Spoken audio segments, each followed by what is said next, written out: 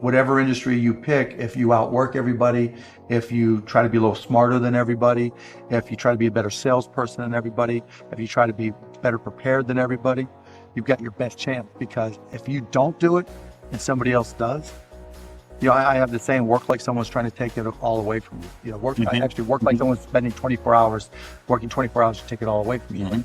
And that's kind of the way I look at it. What would you say is the number one reason why people fail? Lack of brains, lack of effort. Lack of brains, lack of effort. Yeah, they don't do the work. They don't learn, when you walk in the room, when you start a business and you start to talk about somebody, you're never in a vacuum with no competition, unless you're just extremely lucky. And if there's going to be competition, that means somebody else knows your business as well as you do when you get started. And if you walk into a competitive environment and they still know more about the business than you do and more about your customers, you're going to lose. But most people don't consider that. They don't do the work. They don't learn more about their industry. They don't know even about their business. And so you've got to put in the effort to know more about your industry than anybody else.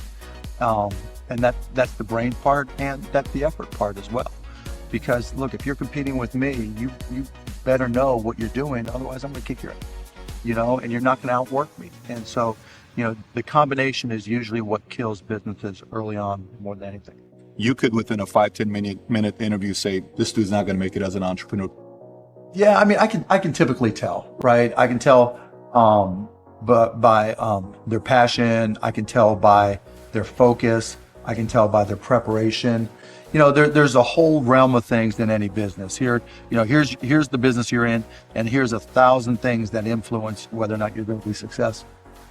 Through my experience in businesses, I can put myself in his position and say, okay, here are 900 of the 1,000 things that you have to be aware of, and then go through and ask.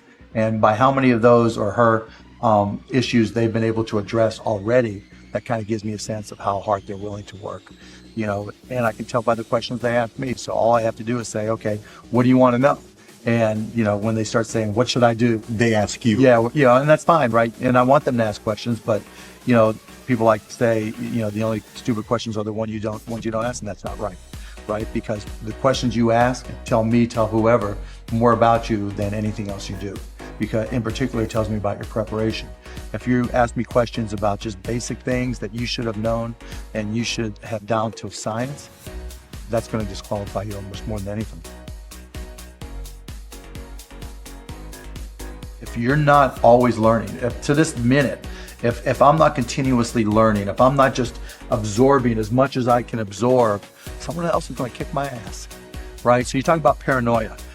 The greatest source of your paranoia should be knowledge. If someone else knows more than you do, and if you're not learning, if you don't know if you don't know how to learn, if you don't have a thirst for learning and acquiring information, you're SOL. Do you think there needs to be a healthy level of paranoia? Oh, absolutely. There needs to be. Oh, yeah. I mean, I always say, for every one of my businesses, I said, what would I do to kick my own ass? You're right. So whatever business you have, there's somebody trying to put you out of business. There's somebody trying to take a bite out of your business. And it's better for you to figure out how they're going to do it rather than they do it. And so, yeah, that's being paranoid. And so you have to be paranoid. You have to anticipate other people's next moves, and you can't ever, downplay the competition. I was at a business plan competition this morning at a college, and they were kind of being dismissive of the competition. And so you can't ever do that.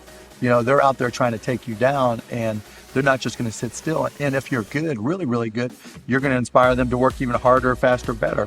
And so you have to be, very self-aware of what you're good at and what other people are good at. And, a healthy dose of paranoia makes a big difference. It's very helpful. Let's transition to a different subject with college. You went to IU. Yep. Right now, you got a lot of people that say, forget about school. Drop out of school. They're idiots. So you think they're idiots? Tell me why. If you're going to have and run a business, if you don't understand accounting, you're already behind the 8 ball. Can't you hire a guy that knows how to? But then they still have to communicate to you. Your accountant might tell you you're profitable, but your cash is going down. Not understanding the breakdown. And when you don't You think you need college to learn that? Yeah, I think you do, right? Because it may not, for some people, look, if you're so self-motivated that you can take an online course in accounting and teach yourself everything, you're way ahead of the game anyways. But most people aren't. I don't care if you go to a community college and take accounting and spend $99 for the class. Just, spending the money forces you to be more obligated to do it. But accounting, finance, lesser extent marketing, sales, if the school offers that, these are all that's the language of business. And so while it's possible to teach yourself these things, and while it's possible to hire them, when you're starting your own company, you don't want to have to spend money hiring an accountant. Well, let me take that. If you've gone through all these classes, you probably don't have to hire a lawyer to incorporate, right? You can probably figure out yourself. And so your cost of opening up a business drops. But even more important than all that, that's the blocking and tackling. That's the language of business. The thing I learned at Indiana that was more important than anything else, I learned how to learn. And learning became far more important to me, because the one certainty in business is that it's always going to be changing.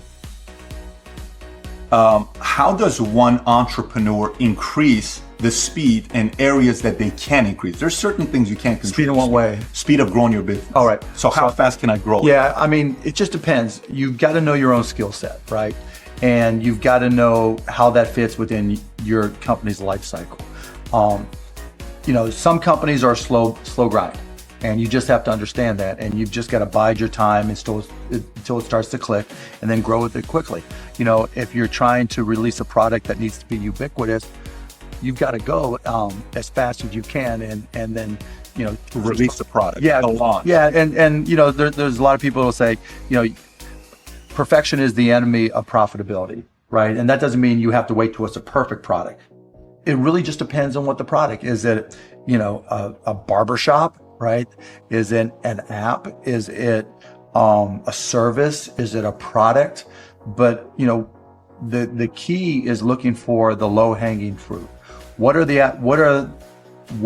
customers are willing to write you a check or commit to it, so that they're willing to integrate it into their daily lives or integrate it into their daily business. And so getting a commitment either through time or revenue is typically what I look for. And so if I can get a commitment, then I'm going to be able to learn. I'm going to see how they use it. Do they sustain usage? And then once I get the next one, hopefully it came a little bit faster than the first one. Then I can ask for referrals, and then the next one, then the next one. And I just try to ramp it up. When I bought the Mavs, we had no season ticket holder base. And so literally it was a matter of just putting a list of former season ticket holders and a white pages back then, on my desk next to my phone, and making phone calls. You? Yeah, me. Yeah, because if I'm not going to do it, how can I expect someone else to do it, right? So just get on the phone. Hey, this is Mark Cuban. I'm the new owner of the Dallas Mavericks. Unbelievable. I'd like to invite you back here again. It's not, though. This is my business. We can't get regular sales guys or something to make those calls once they get to a quarter. You're a guy that's a billionaire. You're making those calls. But that's all, and that's fine and good, right? Because everybody's got their own goals, right? But still, I didn't want anybody at the Mavs to be able to say, well, he's not willing to do the work, right? There's, if I walk around, I'm picking up all the papers. I'm not saying go get that picked up. I'm like, okay, that's trash. I'm picking it up. But in terms of speed of growth, it's really, you got to get that first customer first. And then when you get that first, what did you learn? Reiterate, get that next customer. And then hopefully, as you learn more and more through the process, then the next one comes by even faster.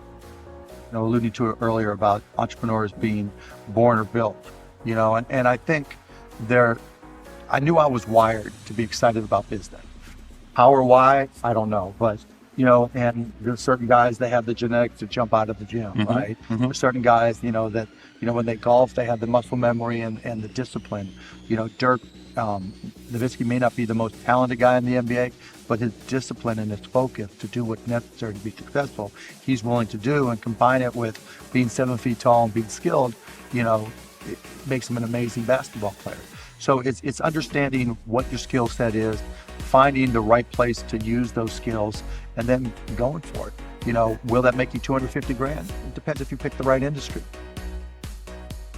I started my first business when I was 12. I was buying and selling baseball cards, buying and selling stamps. Anything I could do to make money, I was hustling and trying to do. So I was into business, but I not so much where it was all my friends were into it with me, so they wouldn't know. Baseball cards. Yeah, baseball cards, you name it. I grew up in Pittsburgh. And so I would, probably even less than 12 years old, I would go out and buy a bunch of baseball cards that I collected, and I would package, I would say, okay, you're guaranteed to have a Pittsburgh Pirate in this package, and I would charge 3 times as much, and I'd set up on this park bench down in the park down in Scott Township where I grew up, and I'd have these little sales. And it was great. I made money, and I mean, it was, and I learned as much about business when I was 9, 10, and 12 as I learned any other time.